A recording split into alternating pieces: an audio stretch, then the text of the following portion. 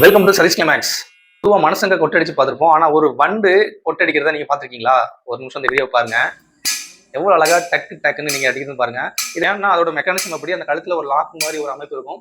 அந்த லாக் மாதிரி அமைப்பு அது போக அது வந்து ரொம்ப ஹார்டாகவும் இருக்கும். நம்ம அதை பிடிச்சோம் அப்படின்னா அது வந்து தப்பிக்கிறதுக்கான டெக்னிக்.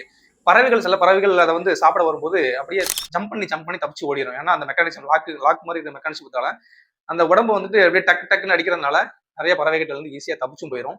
சூப்பா நிறைய பேருக்கு தெரிஞ்சிருக்கும். ஆனா தெரியாதவங்க நிறைய பேர் இருக்காங்க. ஏன் அப்படின்னா, இந்த பூச்சி வந்து பக்கத்து வீட்ல வந்திருந்தது. அப்போ வேகமா வந்து ஒரு சின்ன பிள்ளை வந்து, "அங்கிள் ஒரு பெரிய பூச்சி வந்திருக்கு. அத கொஞ்சம் பிடிச்சு தூர போடுங்க.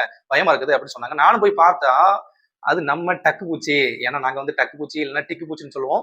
இங்கிலீஷ்ல இத வந்து கிளிக் பீட்டல்ன்னு சொல்றாங்க. சோ அப்ப நான் அவங்ககிட்ட சொன்னேன், "இல்ல இது வந்து பயப்படுற அளவுக்கு இல்ல. இது வந்து நார்மல் வண்டு தான்." அப்படின்னு சொன்னேன். இருந்தாலும் அவங்களுக்கு உருவத்த பார்த்த உடனே பயம் வந்துட்டு. உடனே அந்த வண்ட கையில பிடிச்சு அவங்களுக்கு இந்த மாரி ட்ரம்ஸ் வாசிக்கிறத போட்டு காமிச்சோன்னே அவங்க வந்து ஓகே இது வந்து நார்மலான பூச்சி தான், விஷம் இல்லாத பூச்சி அப்படின்னு நார்மல் ஆயிட்டாங்க. பொதுவா இந்த வண்டுகள் வந்துட்டு 3 முதல் 6 வருடங்கள் வரை வாழக்கூடியது. அதுல ஒரு சுவாரஸ்யமான விஷயம் என்னன்னா, இது வந்துட்டு முட்டை போட்டு லார்வா அதாவது புழு மாரி வரும். அந்த லார்வா ஸ்டேஜ் தான் கிட்டத்தட்ட 4 வருஷம் கிட்ட வாழக்கூடியது. அந்த வண்டு ஸ்டேஜ் வந்துட்டு 1 வருஷம் வாழும். அதோட அதோட வாழ்க்கையை முடிச்சுக்கும். அந்த முட்டைய பார்த்தீங்கன்னாலும் தெரியும். குட்டி குட்டியா 1 மில்லிமீட்டர் சைஸ்க்கு தான் இருக்கும். இது பொதுவா எங்க வாழும் அப்படின்னா புல்வெளிகள்ல தான் வாழக்கூடியது. அங்க முட்டை போட்டுட்டு அந்த ஒரு வாரம் 10 நாளுக்கு அப்புறம் அந்த முட்டையில இருந்து லார்வா வெளியே வரும். அந்த லார்வாவை பாருங்க. அந்த லார்வாவை நீங்க பார்த்திருப்பீங்க. மஞ்சள் கலர்ல கொஞ்சம் பழுப்பு நிறத்துல கொஞ்சம் ஹார்டா தெரியும் ஒரு புழு மாதிரி. ஆனா அந்த புழு அது புழுவை நினைச்சு நம்ம பயந்திருப்போம். அந்த லார்வாவும் இந்த பூச்சும் ஒண்ணுக்கு ஒண்ணு சம்பந்தப்பட்டது. இதோட சிறிய வடிவம் தான் இந்த லார்வா.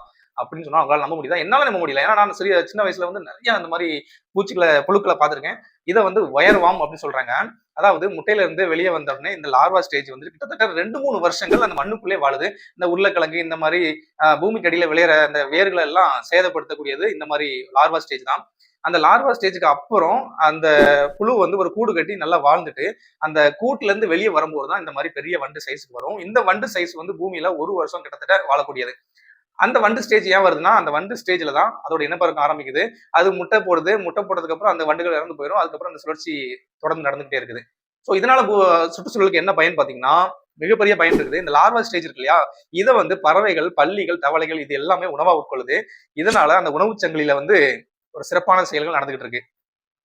இந்த மாதிரியான சின்ன சின்ன வண்டு இனங்கள் அழியும் போது அந்த உணவுச் சங்கிலியில கொஞ்சம் பிரச்சனை வந்ததுன்னா நம்மளுடைய சுற்றுச்சூழல் பாதிக்கப்படும். சோ அதனால இந்த மாதிரியான வண்டுகளை நீங்க பாத்தீங்க அப்படின்னா கண்டிப்பா அடிக்காதீங்க. அப்படியே பிடிச்சி வெளியே போட்டுருங்க. இல்லைன்னா 5 நிமிஷம் விளையாடிட்டு விட்டுருங்க.